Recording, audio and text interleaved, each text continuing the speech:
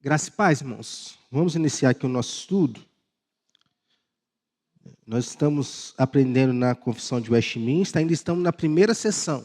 Primeira sessão não, primeiro capítulo, que vai falar sobre a Escritura Sagrada. Nós terminamos na semana passada a sessão 5 e 6. Então nós já falamos da formação da Bíblia, do cânon, da autoridade da Bíblia, a suficiência da Bíblia, a inspiração da Bíblia, a iluminação do Espírito Santo. Vamos até falar um pouquinho mais aqui hoje como isso funciona. Então, a gente vem numa caminhada boa. E eu espero encerrar hoje com as sessões 7, 8, 9 e 10. Mas elas são sessões tranquilas, menores de se falar. Então, eu creio que consigo terminar ela hoje. Então, vamos iniciar aqui, na sessão número 7. Como a gente vai fazendo, a gente está lendo a sessão e a gente explica o que se está escrito aqui. Na sessão 7 está escrito assim: na Escritura, não são todas as coisas igualmente claras entre si. Nós temos ali uma certa dificuldade aqui ou ali em entender o que está escrito dentro da Escritura. Nem do mesmo modo evidente a todos. Não são todos que numa leitura rápida ou numa primeira leitura conseguem entender o que se está escrito na palavra. Só que, como está escrito aqui, contudo, as coisas que precisam ser obedecidas, cridas e observadas para a salvação, em um ou outro passo da Escritura, são tão claramente expostas e explicadas que não só os doutos, mas ainda os indoutos, no devido uso dos meios ordinários, podem alcançar uma suficiente compreensão delas. Então, aquilo que é primordial para a nossa salvação está bem claro dentro da palavra. Por que a gente não consegue, muitas vezes, entender essas coisas que estão bem claras na palavra? Muitas vezes é por causa da dureza do nosso coração. Porque está ali claro, está bem explicado dentro da palavra. E nós, por conta de um coração duro, de não entender, por exemplo, que a salvação é pela graça, que a gente não precisa fazer nada para ser salvo, só que a gente quer fazer alguma coisa para ser salvo. E aí a gente não consegue entender o que se está escrito na palavra. Mas diz aqui, não somente os doutos, os mais inteligentes, os mais dotados, como também os indoutos, no devido uso dos meios ordinários, podem alcançar uma suficiente compreensão delas. Vamos abrir a Bíblia, por exemplo, 2 Pedro, capítulo 3. A gente vê que sempre depois da sessão vem os textos bíblicos que esclarecem o que se está escrito aqui. Então vamos lá, 2 Pedro, capítulo 3, versículo 16. Lá está escrito assim, ao falar acerca destes assuntos, tudo que já foi discorrido aqui, como de fato costuma fazer em todas as suas epístolas, nas quais há certas coisas difíceis de entender, que os ignorantes e instáveis deturpam, como também deturpam as demais escrituras para a própria destruição deles. Então, nós já falamos que existe um método de interpretar a Bíblia, que é o histórico gramatical. Nós lemos o texto. Esse texto, ele tem um sentido só, mas ele tem várias aplicações. Ele tem um sentido, ele tem um contexto, contexto anterior, contexto posterior, tem um contexto linguístico, tem um contexto histórico, tem um contexto cultural da época em que ele foi escrito. Ele é várias coisas, mas aplicações, ele pode ter várias aplicações. E por ter várias aplicações, existe um outro método que é o método histórico crítico, ou seja, eu pego qualquer texto aqui, leio e falo o que eu quiser em cima deste texto. Eu ignoro os contextos que foi falado aqui, ignoro para quem ele foi escrito, por que ele foi escrito, e vou falando. É mais usado em igrejas neopentecostais, se eu não me engano, na Igreja Maranata é muito usado isso, A pessoa chega lá, abre a Bíblia, na página que cair, ela começa a falar em cima do que se está falado, do que se está escrito. Então, o que essa sessão aqui vai nos ensinar? Olha só. A doutrina conhecida como perspicuidade da Escritura, que significa ver através da Escritura, é a clareza da Escritura. E também, por essa razão, tanto os simples quanto os instruídos podem alcançar um conhecimento correto e salvífico da Escritura. Porque o conhecimento de Deus, ele é apenas para algumas pessoas? Não. Está aí para todas as pessoas. É aquilo que nós chamamos de da oferta mundial do Evangelho. O Evangelho ele vai ser pregado a todos, precisa ser pregado a todos. Mas não serão todos que irão crer no Evangelho. Só para crer precisamos do Espírito Santo para cumprir este papel. Então, essa sessão aqui vai falar sobre a clareza da Bíblia. Quando a gente não entende aquilo que está na Bíblia, para o que é que a gente apela? Conceição, procura aí, você que está mais fácil no celular. Deuteronômio 29, 29. 29, 29.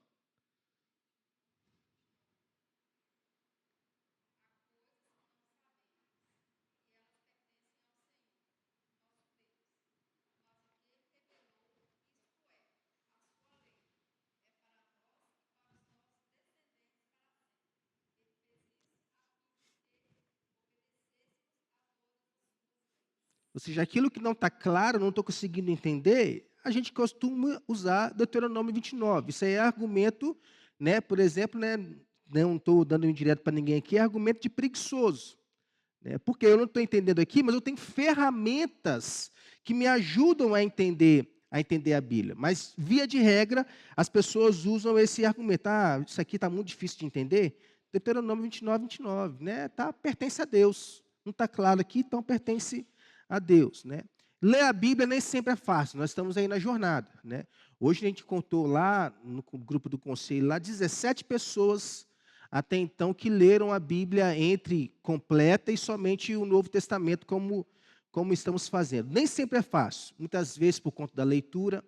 Nós costumamos procurar, né, tem ali o irmão Gleidson, ele está vendendo Bíblias ali atrás, nós procuramos, né, Bíblias de mais fácil compreensão, de mais fácil leitura, e hoje nós temos Bíblias de várias versões, né, porque nem sempre é fácil de entender.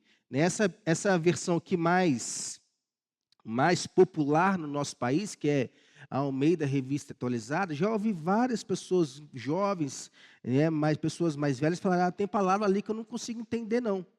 Né? Aí vai procurando versões bíblicas mais contemporâneas, vamos assim dizer. Algumas não são tão boas, outras são maravilhosas. Né?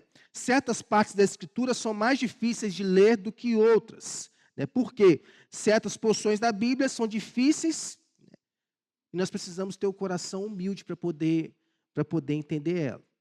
Ler, né? Pedir a iluminação do Espírito Santo, nós já vimos o que é a iluminação do Espírito Santo, para poder compreender o que está escrito. Às vezes precisamos compreender e deduzir as doutrinas cristãs a partir da Escritura. Né? Como nós falamos semana passada, a palavra Trindade, por exemplo, não existe na Bíblia. Né? Só que nós deduzimos a Trindade em várias partes da Bíblia, falando sobre Deus Pai, Deus Filho e Deus Espírito Santo. Então nós deduzimos da palavra. Esse homem aí, George de Lespe, né? Ele foi um participante da Assembleia lá em 1643 a 1649. E ele observa que a partir das Escrituras inferimos quem deveria participar da ceia do Senhor e quem deveria ser batizado. Embora a Bíblia não mencione isso, não está escrito na Bíblia. Quem deve participar da ceia do Senhor? Nosso catecismo maior e menor diz que quem deve participar da ceia do Senhor são os membros da igreja. Quem deve ser batizado? Nosso catecismo vai dizer que quem deve ser batizado são os membros maiores da igreja, juntamente com os seus filhos. Batismo de adultos e batismo infantil. Então, isso não está escrito na Bíblia, mas nós vemos batismo infantil na Bíblia, né, principalmente no livro de Atos, né, pegando o quê? Um contexto histórico. Fala lá, fulano e os seus, fulano e os da sua casa, fulano e toda a sua família. Isso, naquela época, se incluía o quê? Crianças. Se fosse nos dias de hoje, era mais difícil, porque hoje as pessoas não querem ter filhos. Mas naquela época não era opção. Né? Naquela época só não tinha filhos quem o Senhor não queria mesmo, por alguns problemas biológicos, né? Ou às vezes até até questões, né, de Deus mesmo não cerrar a madre, né? Não querer dar filhos. Né? Fora isso, todas as famílias elas tinham crianças na sua casa. Está lá, não está escrito explicitamente isso, mas nós podemos deduzir da palavra. Muitas vezes Deus nos revela a sua vontade nos princípios, Senhor.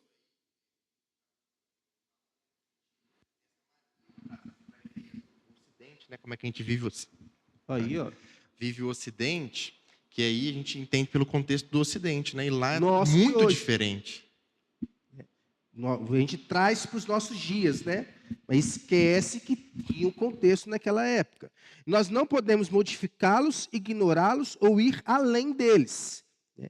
A igreja, então, deve dar atenção ao que está registrado na Escritura. Não modificar, como estão tentando fazer hoje. Não ignorar, como no caso que o Tiago falou ali, correto. Nem ir além do que a palavra está dizendo.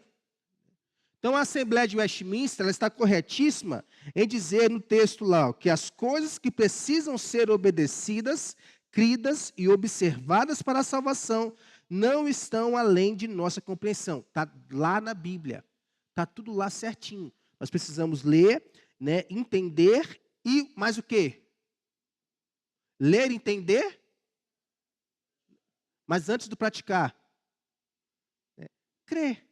Porque se nós não cremos, não adianta praticar. Né? Então, ler, entender, crer naquilo que está fazendo e praticar. Né? Então, todas as faces do Evangelho, em um ou outro lugar da Escritura, são claramente apresentadas e explicadas. Pega, por exemplo, ali, né? Mas isso é um contexto nosso. Eu estou fazendo um estudo com o Tiago aqui. Né? E sempre que fala lá texto sobre eleição, né, predestinação, ele me fala, eu não consigo entender. Está tão claro na Bíblia, como que as pessoas têm dificuldade com isso? Né? Por quê? Ó, claramente, está ali, claramente apresentadas e explicadas. Muitas vezes as pessoas não querem entender, como eu já falei aqui, porque elas querem colocar a sua justiça acima da justiça de Deus. E elas acabam não entendendo o que o propósito de Deus para a salvação está claro na palavra. Sessão 8, está vendo como está sendo bem rápido aqui essa parte final deste capítulo? Sessão 8, ela diz o quê? O Velho Testamento, em hebraico, língua vulgar do antigo povo de Deus, a língua popular do antigo povo de Deus, e o Novo Testamento, em grego, a língua mais geralmente conhecida entre as nações no tempo em que ele foi escrito, sendo inspirados imediatamente por Deus e pelo seu singular cuidado e providência, conservados puros em todos os séculos, são por isso autênticos, e assim, em todas as controvérsias religiosas, a igreja deve apelar para eles como para um supremo tribunal. Né? Nesses estudos que nós estamos fazendo aqui em Efésios, à noite, por exemplo, vocês veem que eu sempre estou com uma palavra, como eu trouxe, né, no grego significa isso. Né? No sentido original dessa palavra é esse. Né? Por quê? Porque é a língua em que foi escrito. Né? Nós não podemos pegar o significado das palavras somente no português e criar uma regra, porque a Bíblia que nós temos aqui hoje, no celular ou em livro, em papel, ela não foi escrita em português. O que nós temos são aí registros que foram traduzidos para a nossa língua. O que foi escrito em hebraico e o que foi escrito em grego, nós não temos mais, que são os chamados autógrafos, aquilo que é realmente, né, o original que Pedro escreveu, que Paulo escreveu, que fulano, Moisés escreveu, e assim foi. Né? Nós não temos mais, nós temos aquilo que foi copiado dos autógrafos, para poder o quê? Ser espalhado dentro daquela época. Mas eles são inspirados por Deus, porque o Senhor, no cuidado de pessoas copiarem a Bíblia e espalharem a Bíblia naquele contexto, o Senhor conservou a palavra. O Senhor conservou aquilo que nós precisaríamos crer para ser salvos. Aqui continua dizendo, mas não sendo essas línguas, hebraico e grego. Alguém aqui fala hebraico? Fala grego? Né? Não, né? Primeiro, o hebraico e o grego bíblicos não são os mesmos que são falados hoje, nas regiões lá. Né? Não sendo essas línguas conhecidas por todo o povo de Deus, que tem direito e interesse nas Escrituras, que é direito e interesse nosso, né? E que deve, no temor de Deus, lê-las e estudá-las, esses livros têm de ser traduzidos nas línguas vulgares de todas as nações, aonde chegarem, a fim de que a palavra de Deus, permanecendo nelas abundantemente, adorem a Deus de modo aceitável e possuam a esperança pela paciência e conforto das Escrituras. Foi essa uma das primeiras ações, por exemplo, de Martinho Lutero, quando ele rompeu ali com a Igreja Católica, né, e deixou lá em Wittenberg suas 95 teses. Né? Ele falou, ó, o povo precisa aprender da palavra. Por quê? Quem tinha acesso à palavra era somente os ricos. Quem tinha acesso à palavra era somente quem fazia parte da mais alta hierarquia da igreja da época. Então, o culto, ele era um culto, naquela época, em latim. As pessoas não entendiam latim. Quem sabia latim era somente quem estava conduzindo o culto, que naquela época eram os papas, né, o papa, os bispos da Igreja Católica. Então o povo não entendia. Então Martinho Lutero teve a brilhante ideia, né, é daí que surgiu a imprensa, não é a imprensa do jeito que nós conhecemos hoje, é a imprensa de impressão. Né, Martinho Lutero traduziu a Bíblia para o alemão, né, e foi imprimindo, né, versões para que se espalhassem por toda a Alemanha e assim diante daquela parte da Europa, até chegar onde nós estamos hoje. Quer ver? Mateus capítulo 5, versículo 18.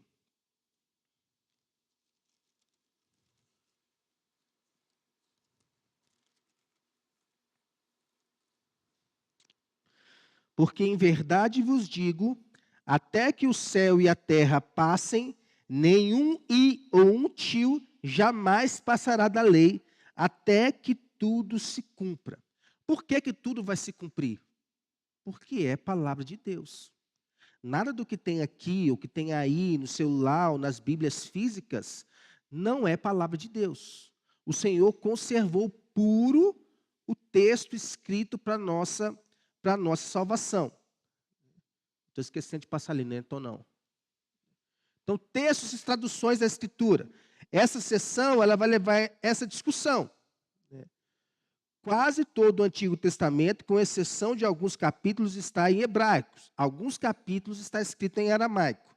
O Novo Testamento, exceto por algumas palavras, é todo escrito em grego. E o que é maravilhoso nisso?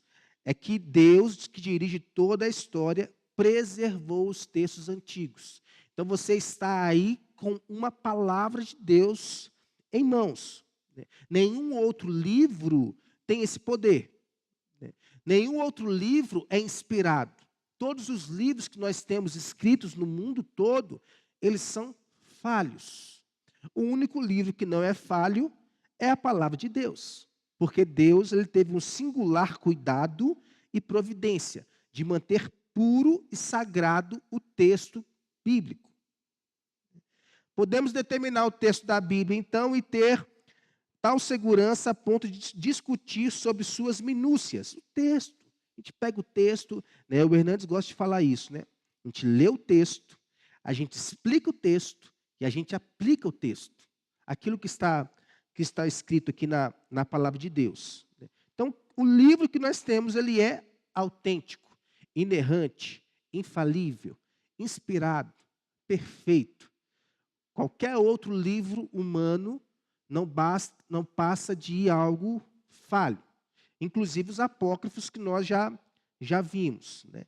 Já que temos uma Bíblia autêntica, devemos recorrer à sua lei e seu testemunho, como fez Isaías. Vamos abrir lá, Isaías capítulo 8, versículo 20. Se alguém achar primeiro que eu aí, pode ficar à vontade.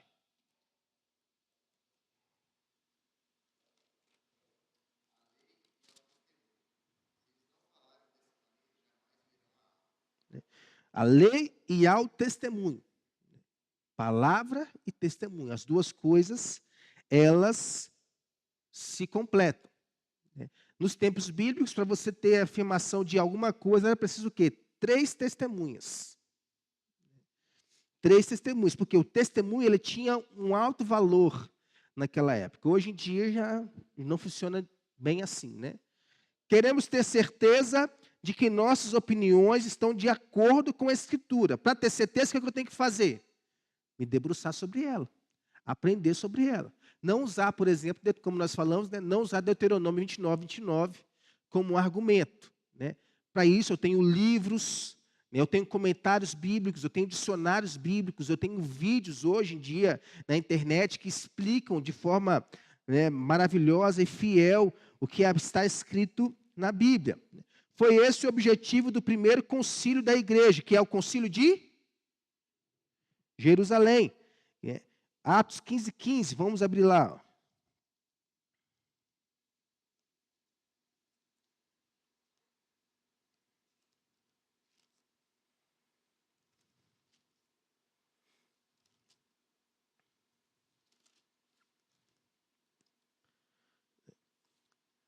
Conferem com isto as palavras do profeta. A palavra do profeta, como nós já vimos, ela é recebida como o quê? Palavra de Deus.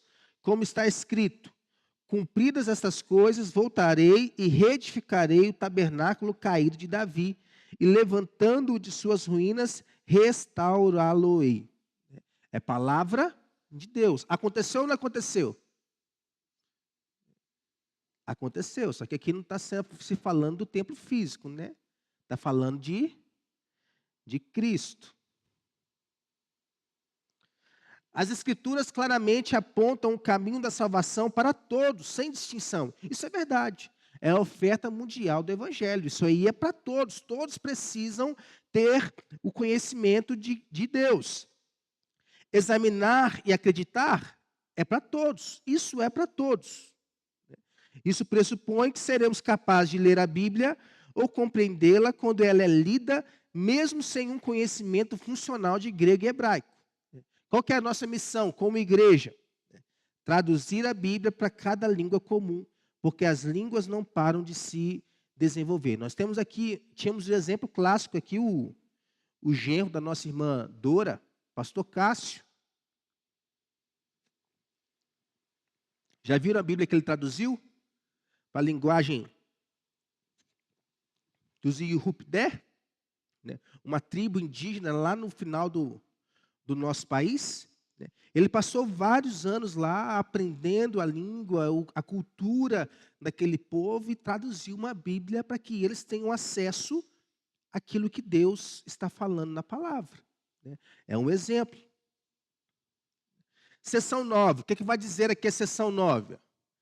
A regra infalível da interpretação da Escritura é a própria Escritura. Isso se chama analogia da fé. A Bíblia interpretando a própria Bíblia. Nós acabamos de ver um caso desse aqui. Portanto, quando houver disputa sobre o verdadeiro e pleno sentido de qualquer passagem, sentido que não é múltiplo, mas único, esse texto pode ser pesquisado e averiguado a partir de outros que falem mais claramente. Atos 15:15 está mostrando isso. Vamos abrir João 5:46.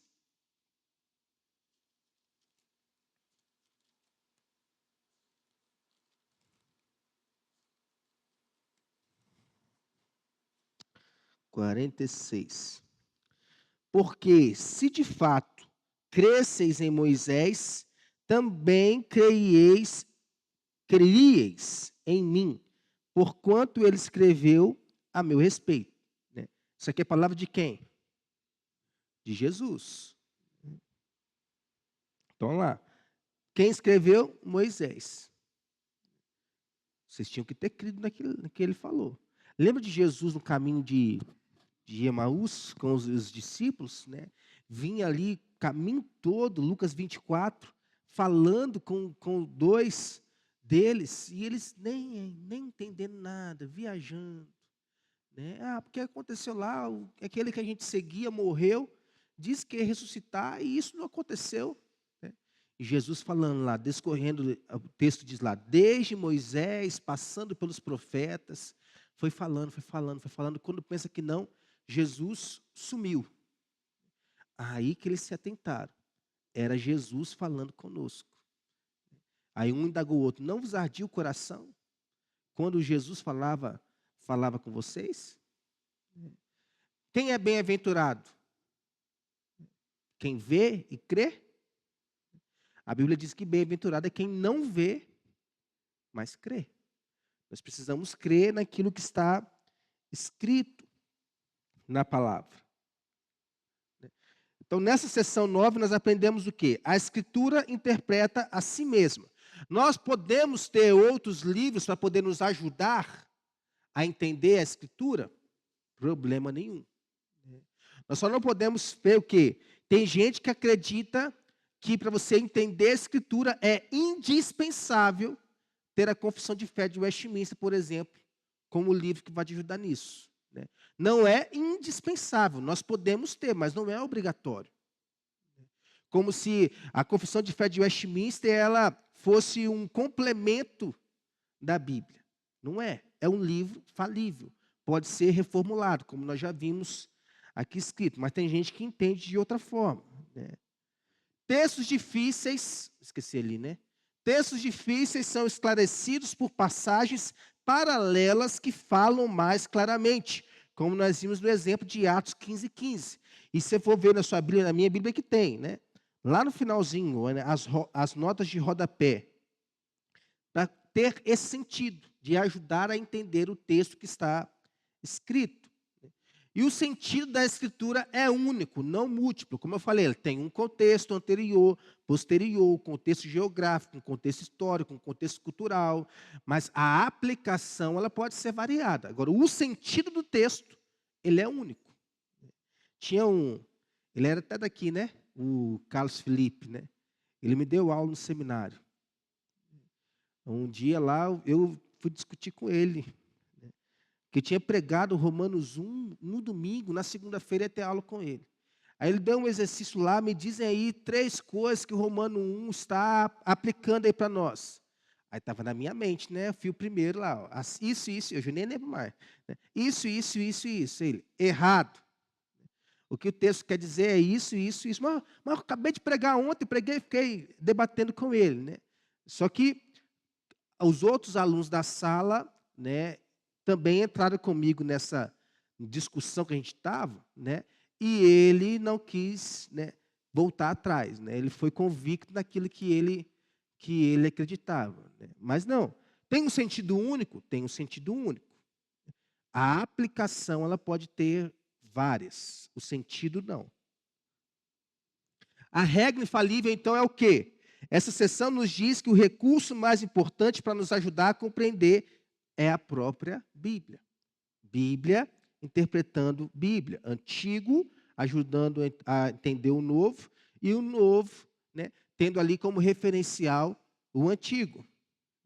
Essa é uma regra infalível de interpretação para a palavra de Deus, que se baseia no fato de Deus ser o autor de cada livro da Escritura. Como nós já vimos, a inspiração não é de quem escreveu. Pedro, Paulo, Tiago, João, Lucas, não é. É de quem deu. Não é do autor humano, é do autor divino.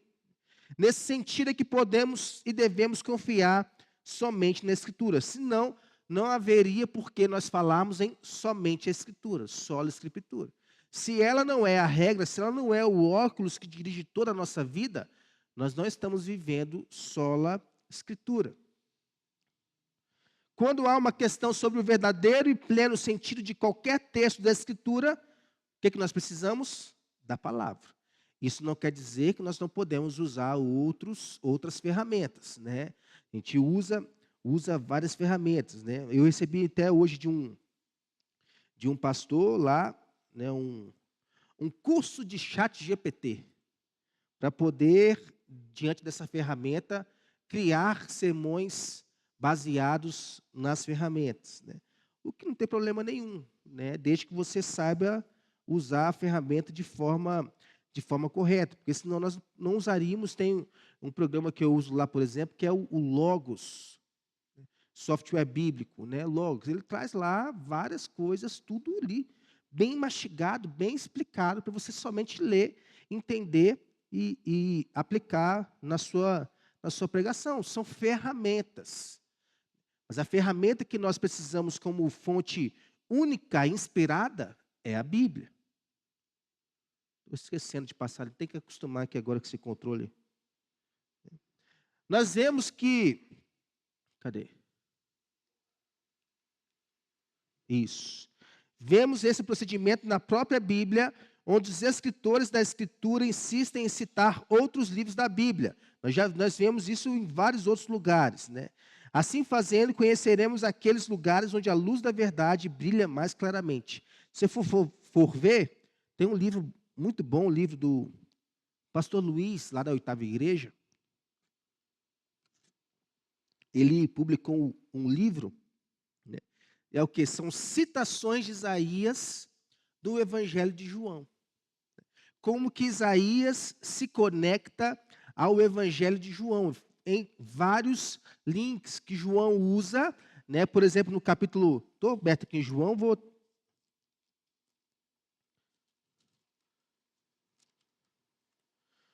João, deixa eu achar aqui. 1:23.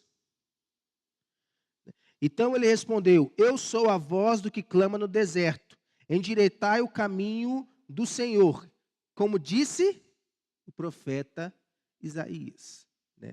Então são textos de Isaías que estão referenciados aqui no Evangelho de João. E aí ele vai aplicando o que esses textos significam para a nossa vida.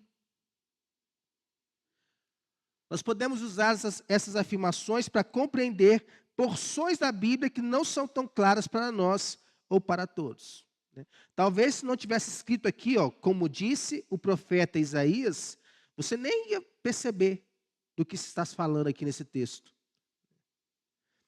Com a reforma veio uma ênfase sobre o significado literal do texto e a unidade desse significado. Como eu disse, antes da reforma protestante, que foi quando, né, surgiu esse contexto, esse método histórico gramatical de se interpretar a Bíblia, as pessoas falavam,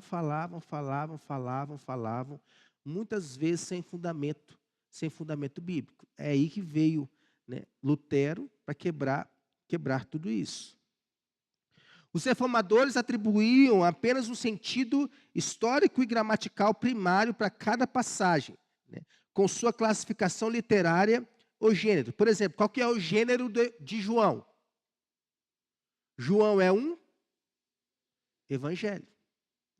Romanos é uma carta, né, de Paulo, né? Tiago é uma carta, é uma epístola, né? Então, cada livro tem o seu gênero, né? O livro de Salmos é o quê? Poético, de sabedoria, né? E por aí vai. Seção 10, então, para a gente poder encerrar. O que está escrito lá? O juiz supremo pelo qual todas as controvérsias religiosas têm de ser determinadas e por quem serão examinados todos os decretos de concílios, todas as opiniões dos antigos escritores, todas as doutrinas de homens e de opiniões particulares, o juiz supremo em cuja sentença nos devemos firmar, não pode ser outro senão o Espírito Santo falando na Escritura. Quem é que nos convence da justiça, do pecado e do juízo? É o Espírito Santo. Quem é que fala conosco, nos ajuda a entender? É o Espírito Santo. Eu gosto de falar que ele é o professor por excelência. É ele que nos guia a toda a verdade. Jesus disse que é ele que iria nos ensinar tudo aquilo que Jesus estava falando. Então, o juiz supremo é o Espírito Santo. Mateus 22, capítulo 22, versículo 29.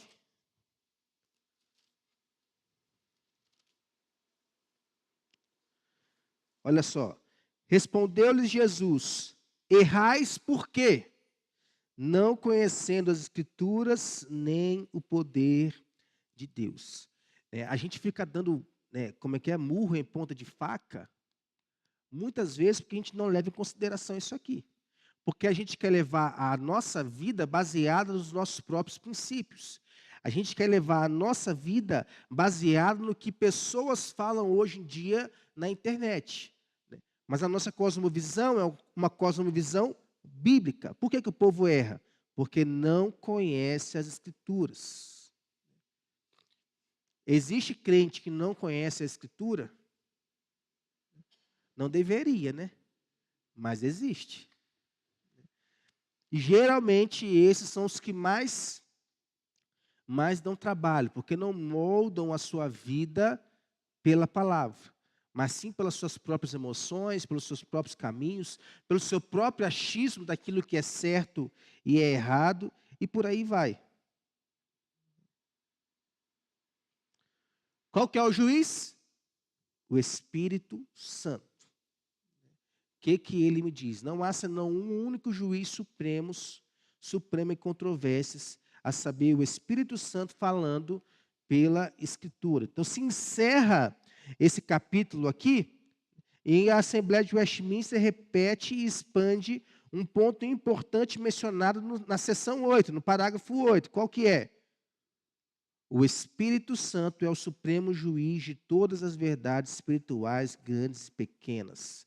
A gente poder ler a Bíblia, a gente pode pedir a iluminação do Espírito para que o Espírito nos ensine o que a Bíblia está falando. Uma razão por que as pessoas erram, como disse o Senhor aos saduceus há muito tempo, é por não conhecer as Escrituras nem o poder de Deus. Oséias, por exemplo, lá no Antigo Testamento, disse algo parecido, né? O meu povo perece por falta do conhecimento. Conhecimento de Deus, que estava sendo negligenciado do povo pelos pastores da época.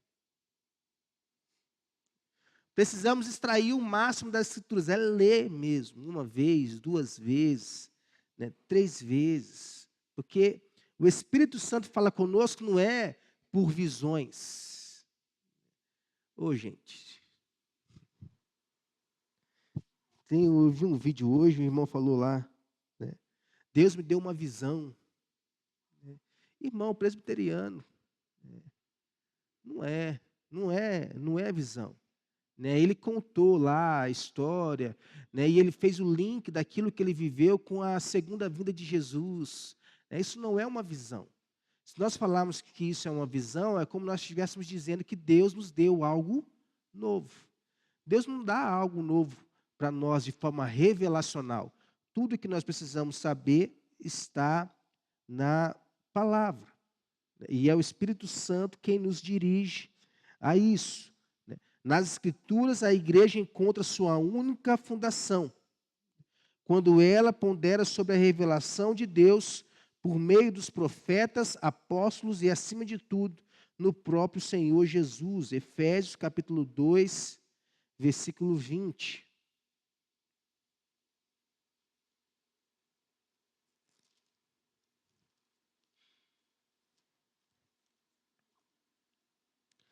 Edificados, onde que nós estamos edificados? Sobre o fundamento dos apóstolos e profetas, sendo Ele mesmo, Cristo Jesus, a pedra angular. Passou disso, é balela, é engano. Não há novas visões, não há novas profecias, não há novas palavras de Deus. A palavra de Deus está aqui, a visão de Deus está aqui. né? Como diz Hebreus 1 lá, né? Nos tempos antigos se falou por visões, pelos profetas, mas hoje se fala pelo Filho, se fala por Cristo. E onde é que nós encontramos Cristo? Na palavra, né? Então nós encerramos aí todo este primeiro capítulo da confissão de fé, que vai falar sobre a Escritura Sagrada. Em 2025, nós voltamos aí para falar dos eternos decretos de Deus, que é o próximo capítulo, né? Porque na próxima semana, dia 24, não teremos estudo bíblico, e nem dia 31 também não teremos o estudo bíblico, que cai na terça-feira. Então, nós só voltamos no dia 25. Alguém tem alguma pergunta para fazer, alguma contribuição para dar dentro deste assunto? Nós vimos como a Bíblia ela foi formada, nós vimos o cânon, nós vimos sobre a inspiração da Bíblia, nós vimos sobre a autoridade da Bíblia, nós vimos sobre a iluminação do Espírito Santo, que traz clareza para nós, nós vimos sobre, né, autoridade, já falei? Né, suficiência da Bíblia, né, a clareza da Escritura, o juiz supremo, que não somos nós, não sou eu como pastor, né, porque o que eu falo para vocês aqui é falível. O que eu estou falando aqui é falível, né? O juiz supremo é o Espírito Santo de Deus falando conosco por meio da Escritura. Benção? Podemos orar? Tem aniversariante aí hoje, não tem? Benção, hein? 37 anos. Né? Tadinho, né? Novinho. Tá ganhando até Hot Wheels. Ganhou Hot Wheels e tudo. Eu também ganhei uma lembrancinha aqui da nossa irmã aqui, que hoje é dia do pastor presbiteriano, olha que benção. Né? Vou ter que chegar em casa e compartilhar. Né? Hoje ainda, dessa benção, né? Vamos orar então pela vida do Tiago, por este estudo, em nome de Jesus. Senhor, nós te louvamos, Pai, te bendizemos, te agradecemos pela tua palavra, que como diz Hebreus 4,12, ela é viva e eficaz, é mais cortante do que qualquer espada de 2 gumes, ela divide alma e espírito, juntas e medulas, e é apta para discernir os propósitos e os desejos do nosso coração, Pai. Louvado seja o nome do Senhor por ela, que a gente nessas 4 últimas terças-feiras possamos ter aprendido sobre ela, Pai, e como ela é diferencial para nós, como ela é essencial para a nossa vida, Deus. Louvado seja o nome do Senhor, que preservou essa palavra diante de guerras, diante de perseguições, diante de várias coisas. O Senhor preservou essa palavra para nós. O Senhor usou homens inspirados pelo Teu Espírito para poder escrever aquilo que nós precisamos crer para ser salvos. Em nome de Jesus, que o Senhor nos abençoe cada vez mais a partir dela e que tenhamos fome, tenhamos sede da palavra, que é um bálsamo para nós.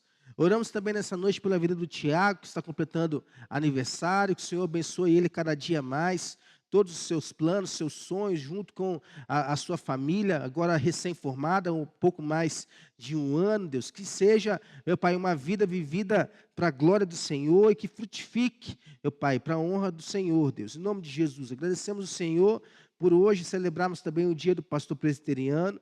Que o Senhor abençoe a nossa denominação, Pai, com pastores vindo, meu Pai, do trono do Senhor, da Tua graça, da Tua bênção para a igreja do Senhor, que essa igreja se espalhe, essa denominação se espalhe, não haja um lugar desse país que não haja uma igreja presbiteriana, meu Pai, ali firmada na doutrina dos apóstolos e dos profetas, com pastores vindo, meu Pai, do Senhor para o coração do Teu povo, meu Pai. Essa é a nossa oração nesta noite, em nome de Jesus, Pai. Amém.